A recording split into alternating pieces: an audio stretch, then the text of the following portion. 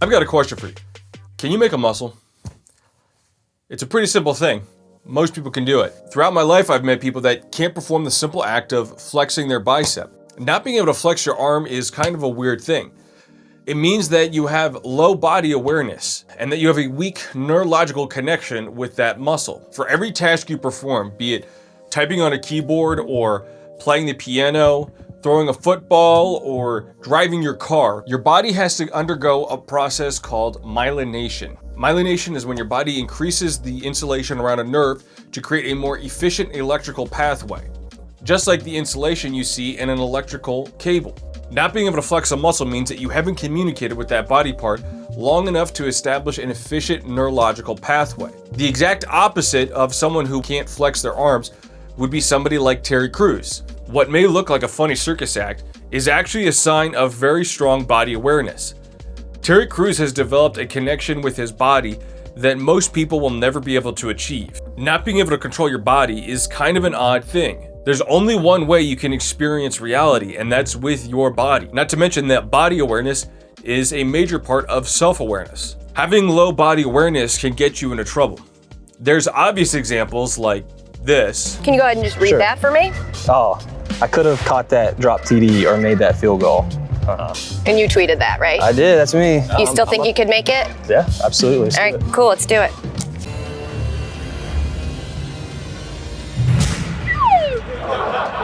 Oh my God.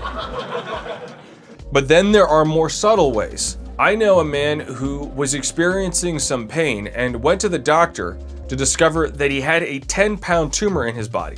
Something like that is a lot easier to mask in somebody if you are overweight and live a sedentary lifestyle. I can't say for certain, but for myself, between all the activities I do, like playing soccer or weightlifting, cycling, yoga, swimming, between one of those activities, I'm pretty confident that I would notice if I had a 10-pound tumor in my body. But there are even more subtle ways that having low body awareness can hurt you. 50 million Americans suffer from chronic pain, and a good chunk of those suffer from low back pain. There can be all kinds of causes for low back pain, but one of the absolute biggest causes of low back pain is something called anterior pelvic tilt. Anterior pelvic tilt comes from years and years of sitting in a flexed position. When you sit in a flexed position, the muscles in the front of your body contract and become tighter, and the muscles on your back of your body become weaker. I can tell you from firsthand experience, from dealing with anterior pelvic tilt, it is very difficult to beat. And a big part of that is because when you sit on your butt for years and years and years, it is very difficult to activate those glutes again. In fact, the only way that I was able to and am still able to maintain strong glute activation when I'm performing squats or running or even standing is by doing glute exercises every single day. But there are even more subtle ways that having low body awareness can hurt you. Everybody knows it's a bad idea to go grocery shopping when you're hungry. When you have low blood sugar, you're going to buy more food. But did you know that it's also a bad idea to go shopping for anything when you're hungry? Research shows that if you are hungry and you go shopping for anything, including something as mundane as book binders, you will spend more money on book binders than you actually need to. Having low blood sugar impairs your decision making. People with low blood sugar are more aggressive. In fact, one study showed that people with low blood sugar put more needles in the voodoo doll of their spouse. States with higher rates of diabetes have higher rates of crime as well. People with low blood sugar also make more emotional decisions. The same can be said for lack of sleep. People with consistent lack of sleep are more likely to take greater risks without realizing it. People who suffer from chronic pain are more likely to make emotional decisions also without ever knowing. If you make a conscious effort to focus on your body and listen to every little ache and pain, you'll start to notice patterns. Years and years ago, there was a particular day that was very important to me. You see, I used to always be in pain, and I mean pretty much throughout my entire body. My shoulders, my knees, my hands, almost everything. And I was constantly massaging my shoulders and my neck. And I kind of just didn't really realize that that was abnormal. I just had this idea that other people were constantly sore and in pain. I remember one day looking around in a public place as I was massaging my shoulder, just trying to ease the pain. And I realized that nobody else was doing that. It sounds kind of weird and it seems really obvious, but to me, it wasn't. I had this idea at the time, I guess, that just everybody else was in pain all the time, just like me. This is because when you live in a state long enough, your brain just adapts to it. You don't think anything of it. I existed in a state of pain for pretty much every day, and I thought that that was reality. I thought that was the reality for myself, and I thought that was the reality for everybody else. And on that day when I realized that I was kind of alone on that matter, it began a never-ending journey of body awareness for me. If you think about it, living in the moment is essentially what athleticism is. When you listen to athletes talk about that play that they just had or their last game, most of the time they're not too good at recalling it. A big part of the reason why that's true is because if you want to be good at sports, you have to be able to operate instinctively. You have to be able to live in the moment. And this is probably where the stereotype of the dumb jock comes from. Listen, I can tell you for myself, I love playing sports, I like playing soccer, and I like playing basketball. And even in just the world of playing pickup basketball or pickup soccer, the stereotype is largely true. Athletes are not a smart group of people, but there is a strong upside to being able to live in the moment. And that is, you have a lot less anxiety. I used to really struggle with anxiety, and I don't mean in a casual sense, I mean in more of a clinical sense. One of the many tools I used to combat my anxiety came from a book called The Power of Now, which is a great book that I highly recommend to everybody. The Power of Now talks about how pretty much most anxiety comes from focusing on either the past or the future. Think about animals. They don't appear to really experience a whole lot of anxiety. Obviously, they're going to experience stress like pain or running for their life, but they don't exhibit a whole lot of anxiety. This could be because animals don't appear to have the ability to think too much about the future or the past. That is essentially the difference between stress and anxiety. Only beings that can focus on the past and the future can experience anxiety. Stress is a physical sensation. Anxiety is your lasting perception of that sensation. There are many ways to learn to live in the moment. Meditation has grown dramatically in the general zeitgeist, and for good reason. There is a lot of evidence about the efficacy of meditation. There's evidence that meditation can fight depression as effectively as taking antidepressants. I personally cannot recommend mindfulness and meditation enough, but I find it a little funny that so many people are reading books and going to retreats, all to try and achieve the mind of a dumb jock. Mindful meditation is great, but there are other ways to learn to live in the moment. Bodybuilders believed for decades that you could become stronger and improve your technique by focusing on the individual muscles that you were using. And for decades, the scientific community just chalked it up to bro science. This time, it turned out that the meatheads were actually right. EMG tests show that practiced bodybuilders actually do have the ability to control individual muscles while they are exercising. The practice of developing your mind-muscle connection is essentially living in the moment. I think this is partly why so many people find weightlifting to be therapeutic. Not only are you releasing all kinds of dopamine and other great neurotransmitters, but if you're really focusing on your technique, you're essentially meditating for an hour. Improving your mind-muscle connection actually accomplishes two things. You are learning to live in the moment, but you are also improving your body awareness. And here's where I think things get really interesting, because now we're going to talk about how I think body awareness can affect philosophy. We like to think that we are smarter than animals because we have abstract thoughts. And this is definitely true to an extent. If you think about it, none of this could exist without abstract thought. Abstract thinking means to be thinking about things that you cannot physically sense. The idea of love, the idea of freedom, or economics. Things that you cannot grasp or sense in any way, shape, or form. The opposite of abstract thinking is concrete thinking. There are a couple different ways of thinking about concrete thinking. There would be the philosophical way and the psychological way. For the sake of this video, I'm going to make a little amalgamation of both. Concrete thinking is essentially to think only about things that you can sense and feel. But I'd like to add a little bit to this video. A concrete thinker is just going to generally have a greater emphasis on living in the moment without adding abstract thoughts on top of it. Someone who is going to have a tendency to think more concretely is going to have a greater emphasis on experiencing the real world. In psychology, abstract thinking is considered to be a development over concrete thinking. Toddlers grow up and they learn concepts like math and chemistry. But I think the idea of abstract versus concrete thinking has a room for improvement. Rather than thinking of concrete and abstract as different levels, I think concrete and abstract thinking are parallel ways of thinking. For most people, neurology is a pretty abstract concept. We don't spend all day looking at people's brains. We know that they're there, but you don't really see them. Sure, you can Google them and look at a photo, but you can also Google a photo of a unicorn. But neurology is not an abstract concept to a brain surgeon who cuts people's heads open and manually operates. Now suddenly, concrete thinking doesn't feel regressive, but rather a more advanced way of thinking.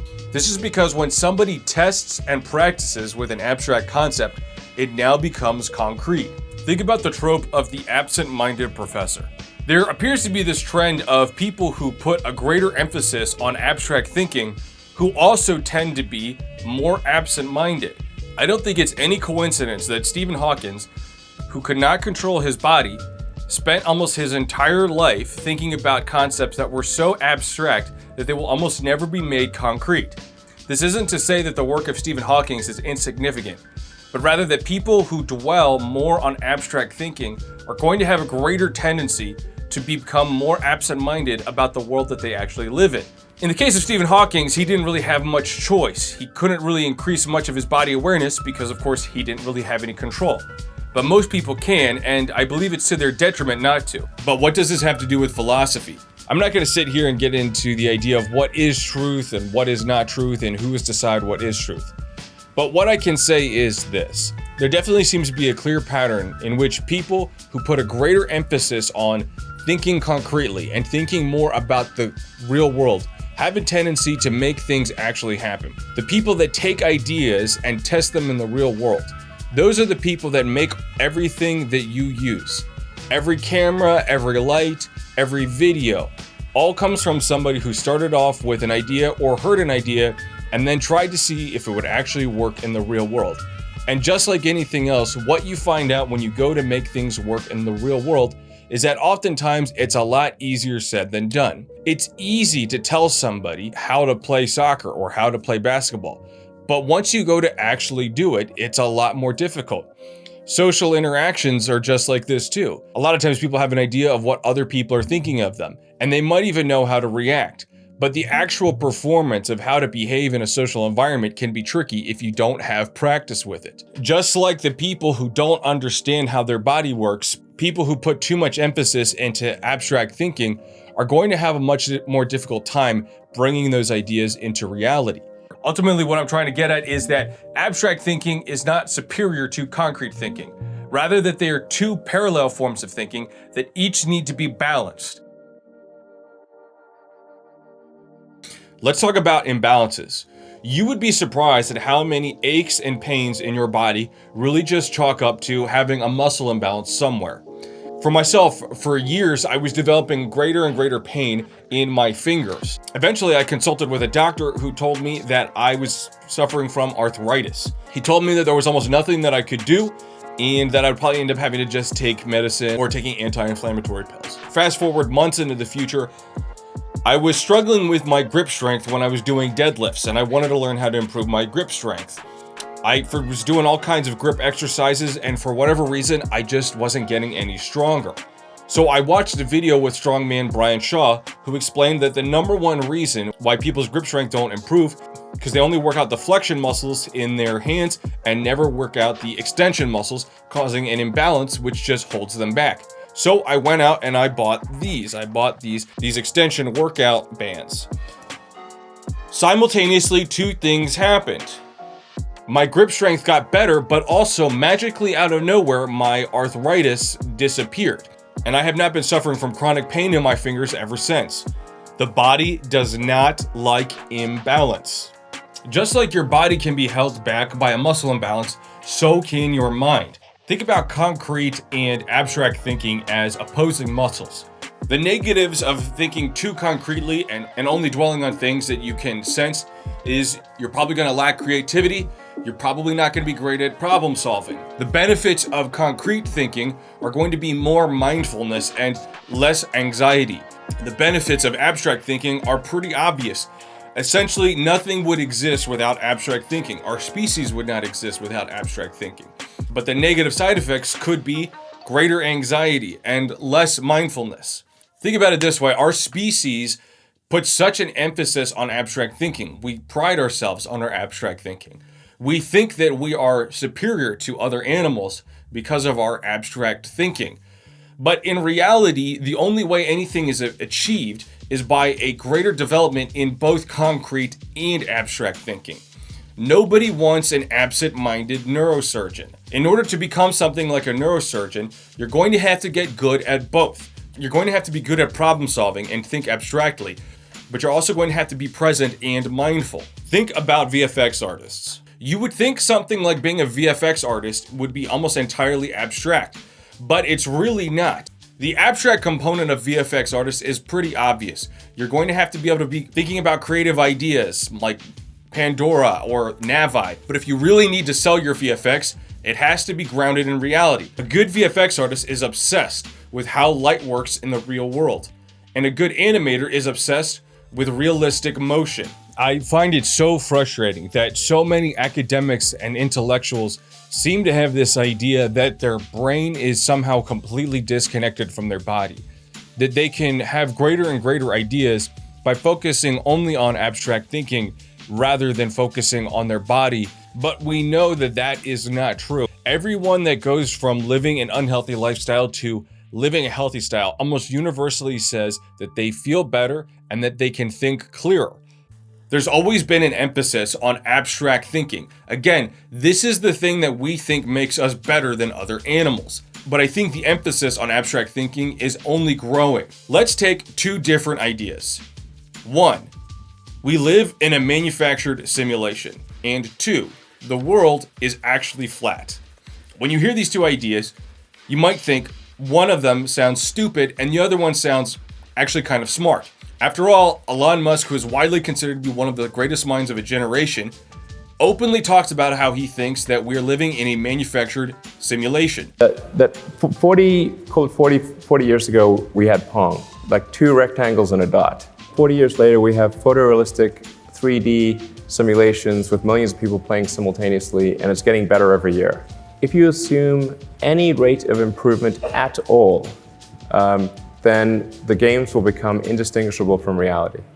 These two ideas are very different. One of them is objectively false in a very verifiable way, and the other one cannot be proven false because it is essentially not verifiable at all. The question is not whether they are true, but why are people thinking about these things so much? If you think about abstract thinking as a muscle, it seems to me that both of these ideas come from an overused abstract thinking muscle. To most people, it's obvious why the Earth isn't flat. So in order for a flat earther to continuously believe, they have to come up with more and more abstract ideas about the logistics about how it could be covered up. When they test their ideas and are confronted with reality, their minds race to come up with more and more abstract ideas to override reality. Next test was a boat-based target, which is, as you can see, a series of stripes. And the idea was to get a camera pretty close to the level of the water, send the boat out, and watch these horizontal stripes disappear. From here on out, we're going to start losing the horizontal stripes. They're at 2 miles right now. It was difficult to see the boat at 3 miles out when the effect would be most pronounced, but we did lose, I think, the majority of one stripe at the bottom. Here they come. Okay, so I'm zoomed in as far as I can, just barely see the red. The results were exactly what I expected. The loss of observation height was due to Fata Morgana, refraction, atmospheric lensing. Something similar is happening in manufactured simulation theory. It is an idea that essentially can't be proven wrong.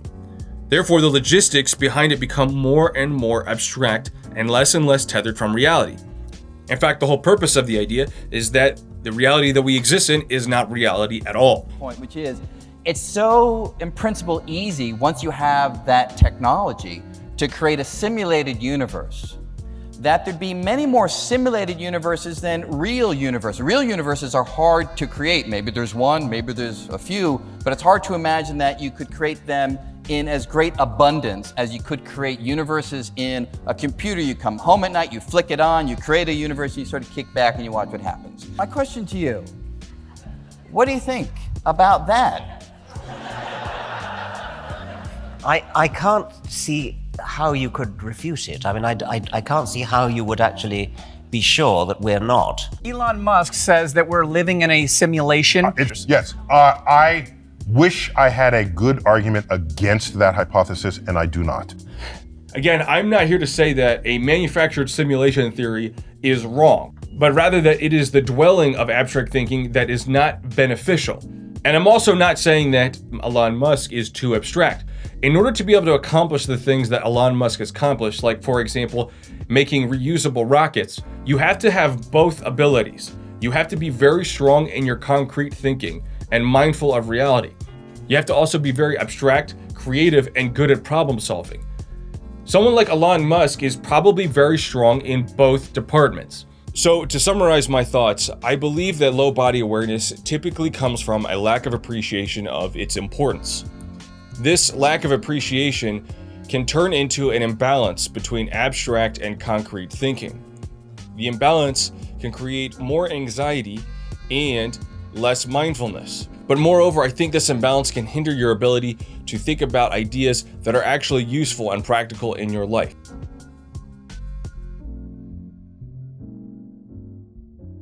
I may be beating a dead horse, but I'd like to make one more point about abstract thinking and its importance. We human beings are very egocentric. We find all kinds of ways to tell ourselves that we are better than other things or other species. We tell ourselves that because we do something, it is therefore good or better than other species. Because we think abstractly and other species don't, it is good or impressive. But something happened in the year 1997 that should have been a lot more humbling than it actually was. A computer beat the world champion chess player, and no one has ever beat a computer since. That same year began a competition known as the Robo Cup. It's a robotic version of the Soccer World Cup. There are several categories for this competition, but the most notable one is the Humanoid League. For a long time, engineers struggled with making a robot that could perform the simple task of kicking a soccer ball without falling over.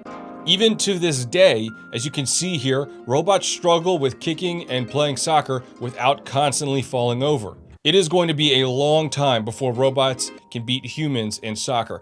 In fact, the goal isn't even to play professional soccer players until the year 2050.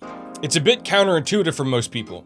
The same year a computer beat a genius chess player, robots could hardly stand straight up. But consider this, your body movement is controlled by a small part of the brain called the cerebellum.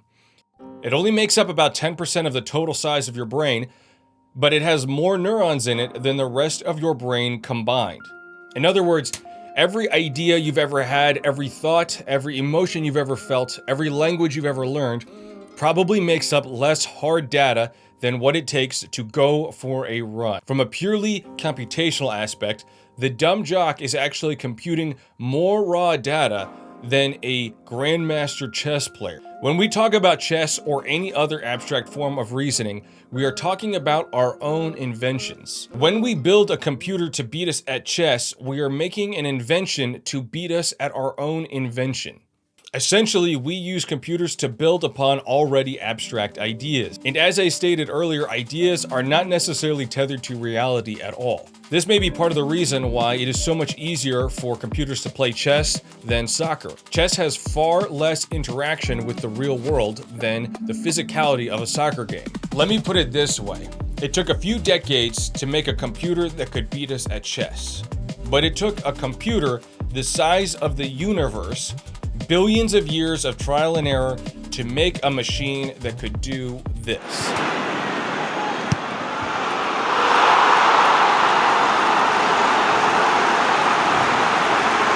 From a purely objective standpoint, one is more difficult to compute than the other. Now, there are all kinds of caveats and nuances to this. I obviously don't want every doctor and physicist to give up their lives and go kick soccer balls around. After all, abstract thinking is the reason why we live lives that to prehistoric humans would make us look like gods. It could also be that abstract thinking is inherently inefficient.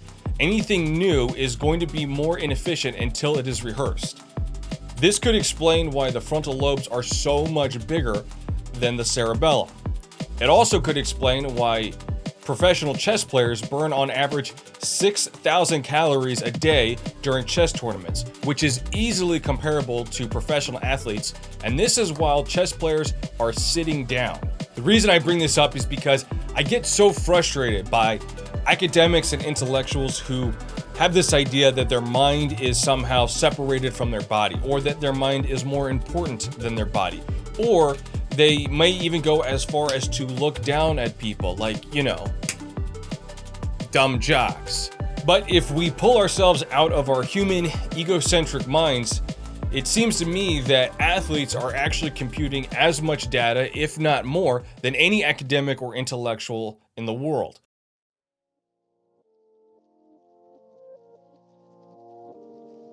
If you've made it this far, please do me a favor and like and subscribe. Now, I'd like to point something out. You might think that people who deal with a condition like, for example, cerebral palsy would be exempt from what I've talked about in regards to body awareness. Actually, it might be the opposite. There is a reasonable chance that people who deal with cerebral palsy or other muscular conditions actually have a much easier time living in the moment. That is because struggling can actually make it easier to live in the moment. Just think about it. You drive home from work and you don't even remember doing it. You flick the switch and probably never notice the fact that there is actually an observable time delay between flicking the switch and the light turning on.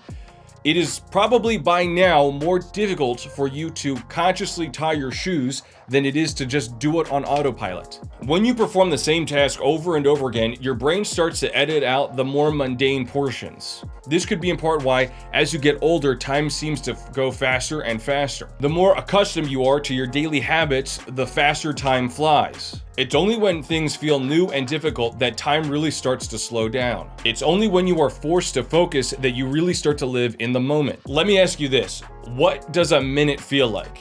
Probably not very long. But now, try doing one push-up over the course of 1 minute.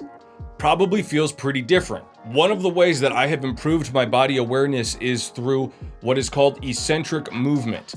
If you continue to watch this channel, you will probably hear me talk about this a lot, and for many reasons. Eccentric movement is when you focus on slowly lowering the weights. This makes it much easier to focus on the individual muscles you're using in a movement. When you focus on performing a movement as quickly as possible, you will tend to think about your body more globally. This could be in part why people develop huge imbalances over the course of years without ever noticing. If you focus on the movement, your body will typically figure out a way to make it happen, even if it's the wrong way. But of course, if you focus on your body rather than the movement, you will typically gain a greater connection with your body. And as I mentioned earlier, when you perform a movement slowly, time starts to feel slower.